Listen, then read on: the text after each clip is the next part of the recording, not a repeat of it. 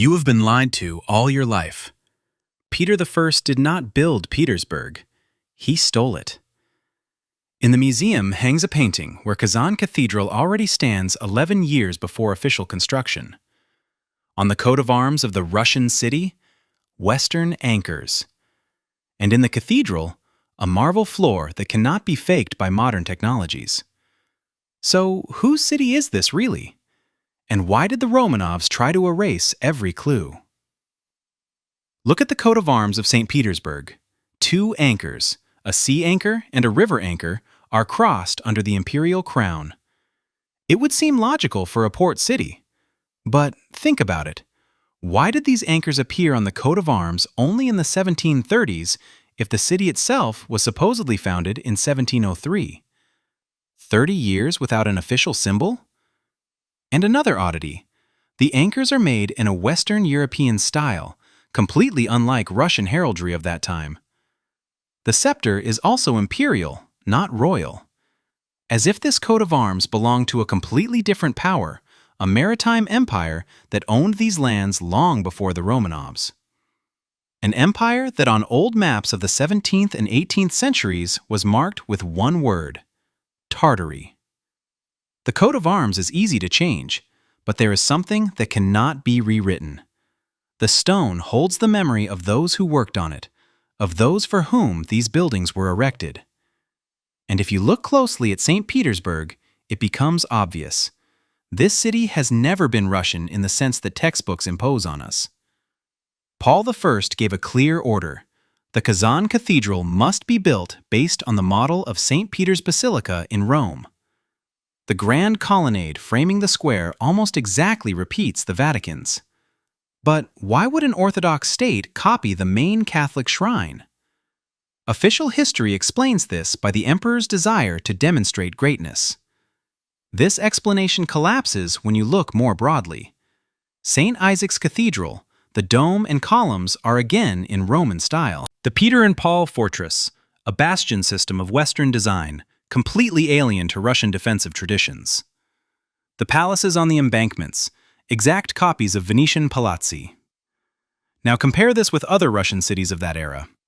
Moscow, onion domes, Kremlin walls, Taram architecture. Vladimir, golden gates, white stone cathedrals.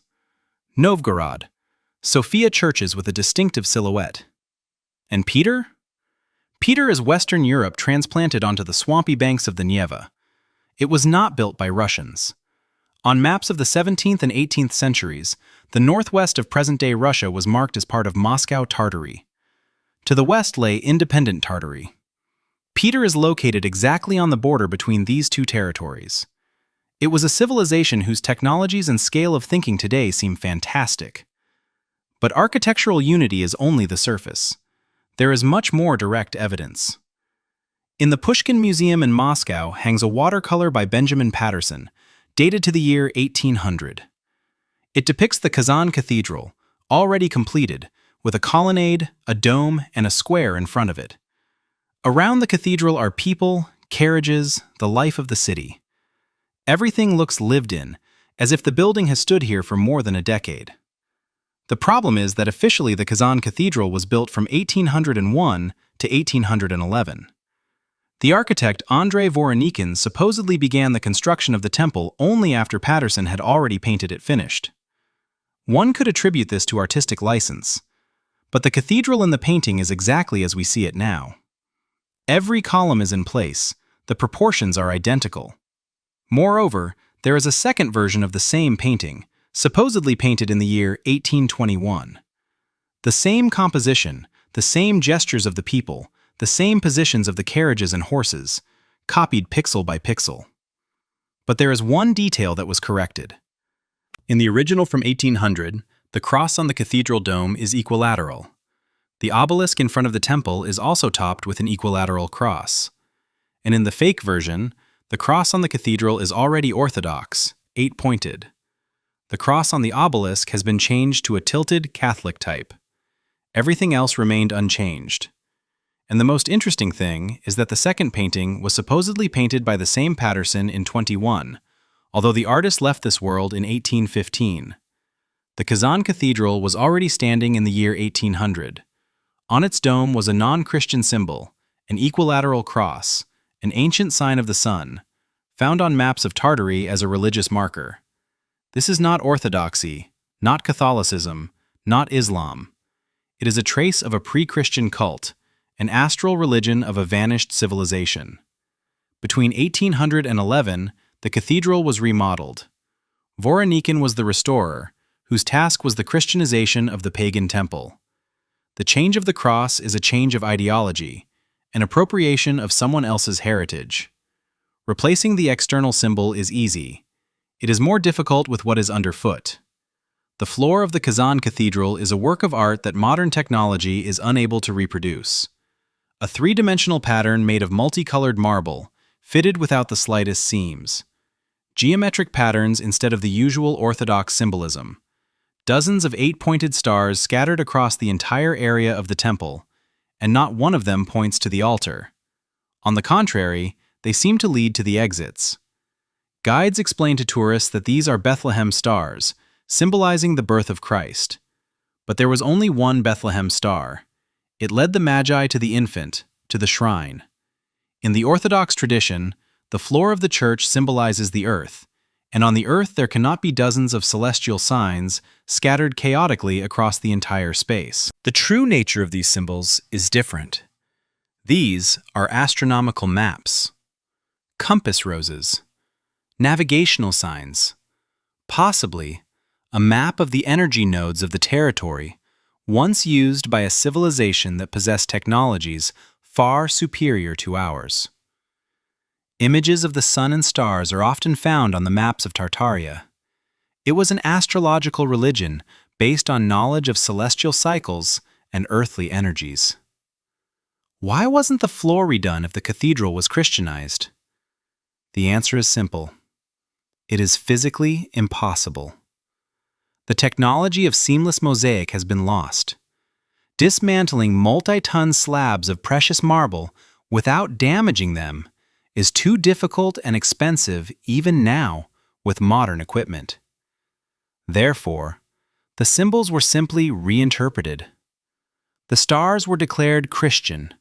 A legend about the Bethlehem glow was invented, and the people believed. What if we look vertically? At the colonnade of the Kazan Cathedral, which so proudly frames Nevsky Prospect.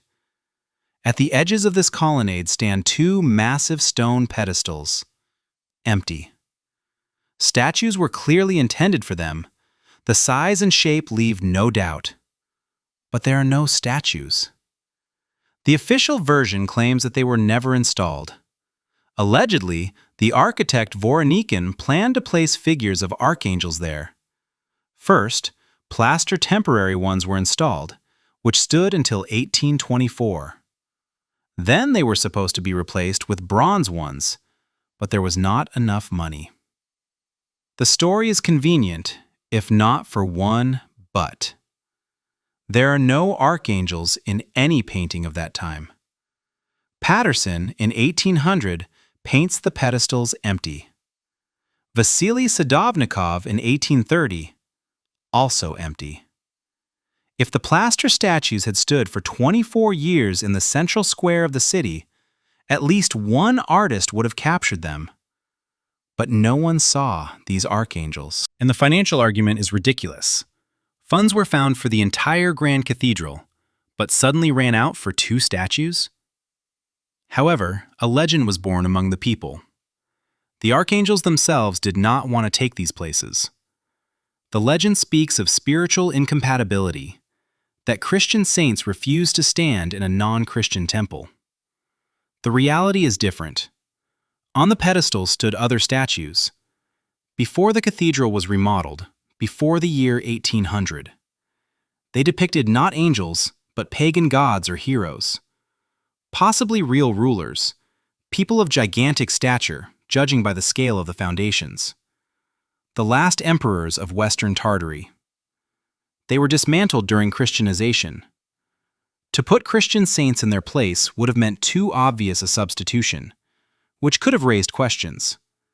Therefore, they were left empty and a legend about lack of funding was invented. This practice is not an exception, but a rule. In Rome, statues of pagan gods are knocked down from ancient pediments. In Egypt, faces of sphinxes and deities are erased. In America, Maya statues are beheaded. In India, noses are broken off Buddha statues. Across the planet, the same pattern. Destruction of old gods, old memory, old history. In Patterson's painting of the year 1800, an obelisk is visible before the Kazan Cathedral. By the 30s of the 19th century, it disappeared, replaced by a fountain. The obelisk could carry dangerous symbolism or inscriptions in the language of Tartary. Therefore, it was removed, as statues were removed, as the cross was replaced.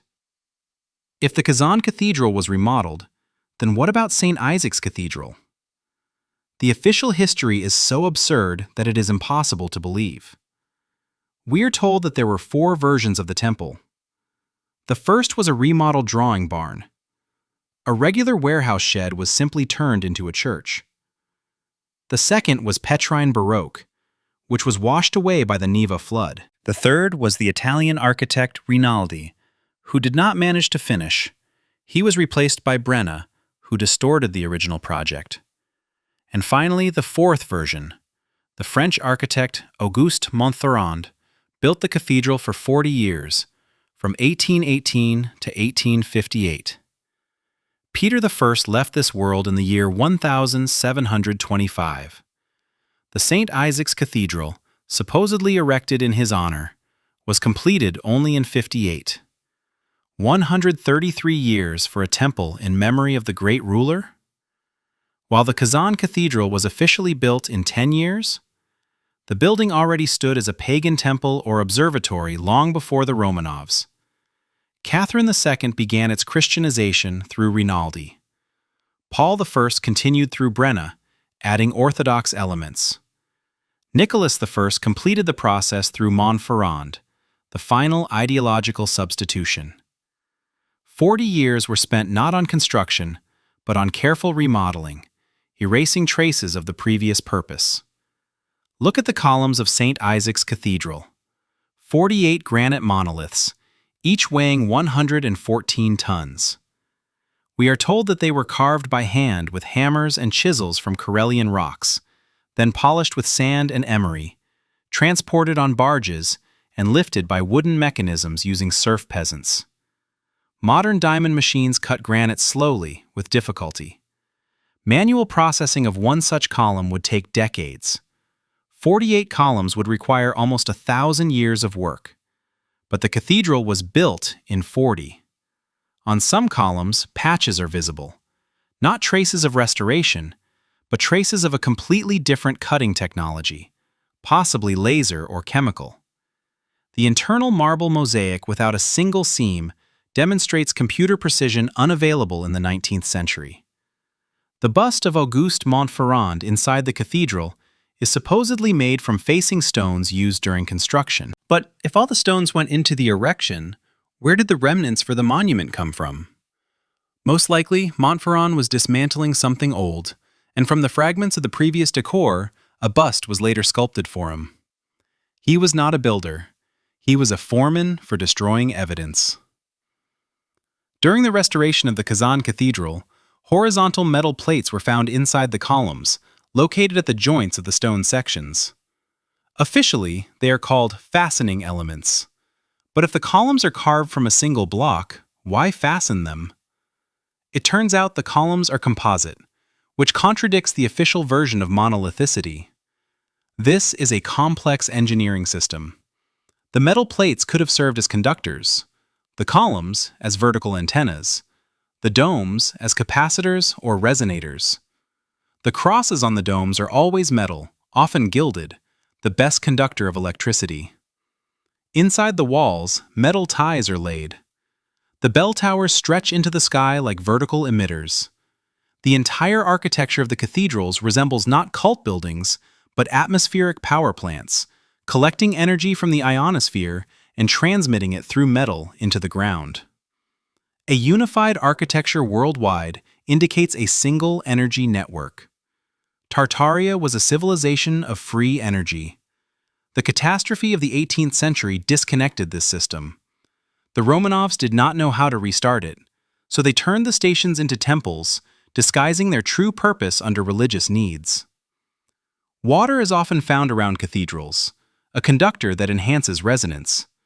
Fountains near temples are not a decorative element, but part of the energy infrastructure. The geometric precision of the placement of religious structures points to a well-thought-out network of nodes. Cartographic evidence from the 17th and 18th centuries shows the territory of modern St. Petersburg was marked as Moscow Tartary. To the west was independent Tartary. Peter was located on a strategic border, controlling the Baltic Sea routes, the main trade arteries of that time. The name St. Petersburg appeared only under the Romanovs. Before that, on Swedish maps, the city was listed as Niens, on Dutch maps, under other names, but they all indicated the same ancient port. The Romanovs simply renamed it, declaring the founding date as 1703, although in reality they captured an already existing center. We are led to believe that Peter I took the city from the Swedes, but the Swedes, Russians, Dutch, and Germans at that time were part of one supranational structure, Tartaria. The division occurred after a catastrophe. Each new dynasty appropriated a piece of the former empire and began rewriting history. The year 1703 is not a foundation, but a capture. Peter was not a builder, but a reformer acting on the orders of Western puppeteers. His task was to erase the memory of Tartaria, rename cities, remodel temples, burn chronicles. The Roman architecture of St. Petersburg is the architecture of an imperial center, a fragment of the Roman, also known as the Tartar Empire. After the split, Moscow began to be built differently. Onion domes, Kremlin walls, a deliberate distinction from the Western style.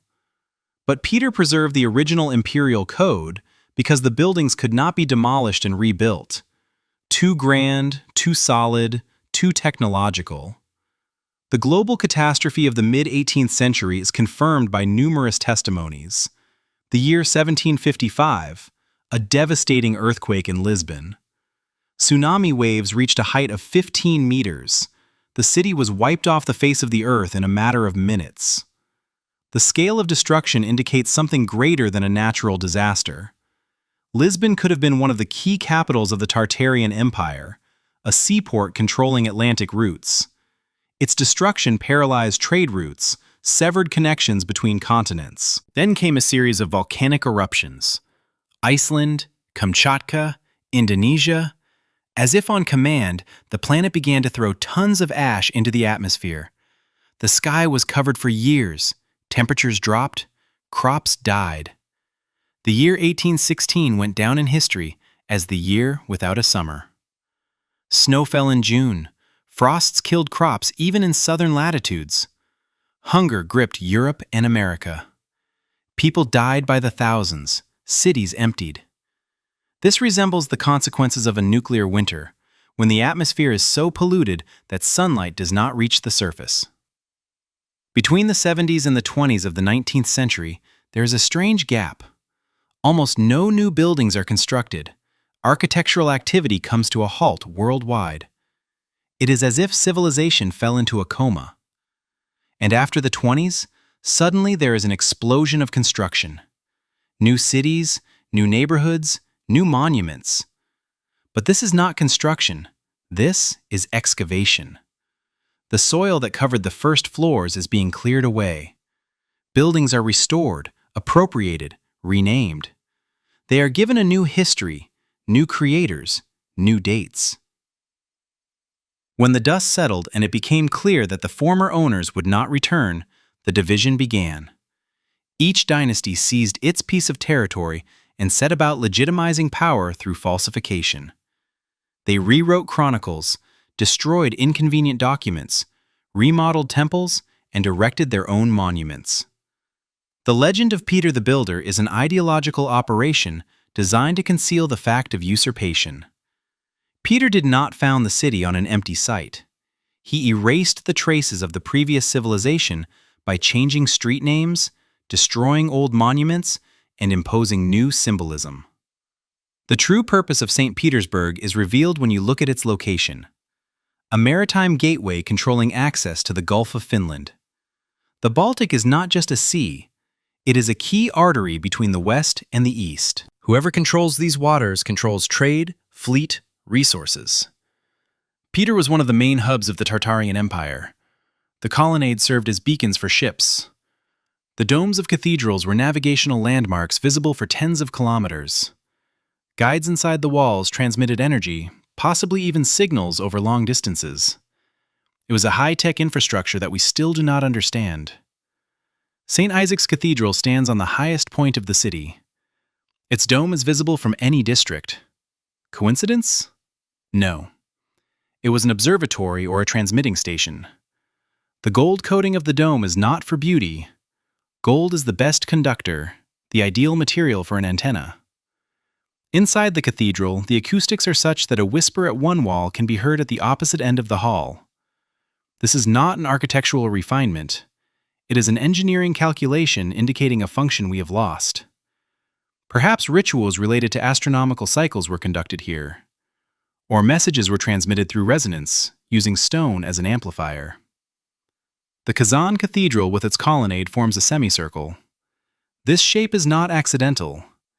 It is a concentrator of waves, sound, electromagnetic, possibly even gravitational. The evenly spaced columns create a resonant field. The water on the square in front of the cathedral served as a conductor, closing the circuit. The entire structure worked as a single mechanism. When the system was functioning, the city was filled with energy. Lighting, heating, communication. All of this worked without coal, without firewood, without fuel. Free energy from the atmosphere, available to everyone. After the catastrophe, the system shut down. Technologies were lost, knowledge forgotten. Only the appropriation of buildings and the invention of new uses for them remained. Power plants became churches, observatories, cathedrals, navigational lighthouses, bell towers. The function changed, but the form remained. The stone remembers what it was shaped for. How many more such cities are there around the world? Moscow, Kiev, Warsaw, Budapest. They all bear traces of a single architectural system. They were all part of Tartary. The division into national states was artificial, following a catastrophe. Borders were drawn not according to cultural differences, but according to the zones of influence of new dynasties.